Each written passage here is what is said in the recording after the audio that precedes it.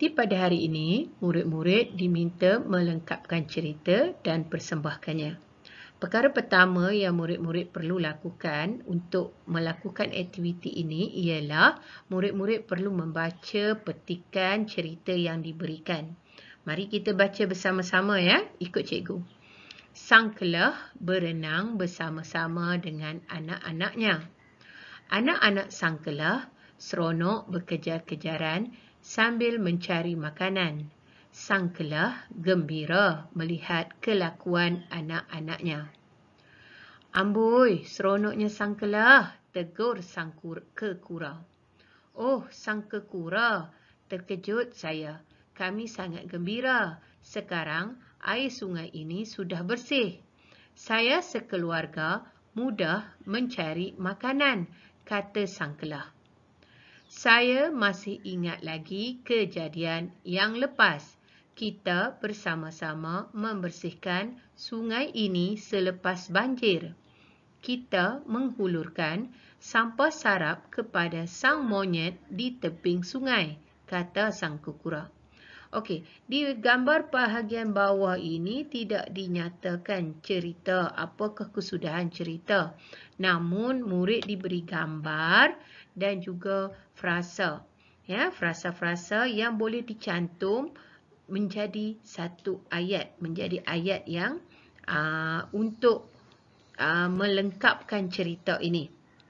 Okey, kita tengok gambar dia kura-kura, ikan sedang berenang kan. Okey, jadi kita tengok pula frasa dia. Yang pertama, kerjasama mengekalkan kebersihan sungai. Siapa yang bekerjasama mengekalkan kebersihan sungai ini? Kalau tengok dekat sini gambar apa? Gambar sang kekura. Lagi dengan siapa lagi? Dengan ikan. Ikan apa? Ikan sang kelah. Sang kekura dan juga sang kelah ialah kata nama khas. Perlu ditulis dengan huruf besar ya murid-murid. Okey, kita tengok frasa yang kedua. Alam sekitar akan terjaga. Bila kita kekalkan kebersihan sungai tadi, apa yang akan terjaga? Alam sekitar akan terjaga. Hidupan, tengok yang ketiga, frasa yang ketiga, hidupan akuatik semakin terpelihara. Hidupan akuatik tu hidupan laut ya, anak murid. Okey, dan yang terakhir, pulang ke habitat masing-masing. Okey, apa maksud habitat? Habitat ialah tempat tinggal haiwan. Jadi, siapa yang pulang ke habitat masing-masing? Berdasarkan frasa-frasa yang diberikan ini, murid-murid diminta melengkapkan dan menyudahkan cerita ini. Boleh ya murid-murid untuk aktiviti ini? Okey, jika ada masalah, kita nanti boleh PM cikgu.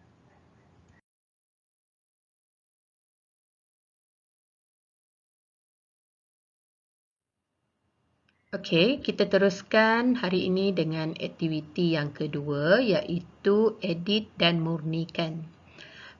Pada hari ini, murid diminta membetulkan kesalahan struktur ayat yang terdapat dalam petikan teks yang diberikan. Okey, kalau kita lihat, apakah yang dimaksudkan kesalahan dalam struktur ayat? Iaitu susunan perkataan di dalam ayat tersebut disusun secara berterabur dan tidak teratur serta sukar difahami oleh orang yang mendengarnya. Okey, mari kita lihat apa yang perlu murid lakukan. Perkara pertama yang perlu murid lakukan apabila membuat latihan ini ialah murid perlu membaca petikan yang diberikan dahulu secara keseluruhan.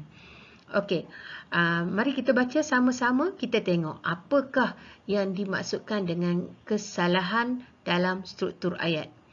Okey, tajuk dia pelupusan ubat-ubatan. Alia dan ibunya ke hospital.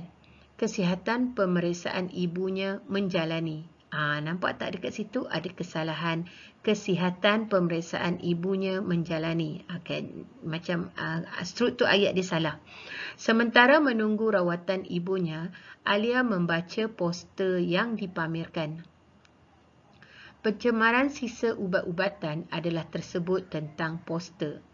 Pembuangan sisa ubat ke dalam sinki boleh menyebabkan alam sekitar tercemar, mengandungi sisa bahan kimia ubat-ubatan.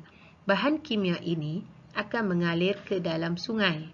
Hidupan terjejas di dalam akan sungai. Pencemaran diatasi ini boleh. Pihak Kementerian Kesihatan Malaysia telah melancarkan program pemulangan ubat.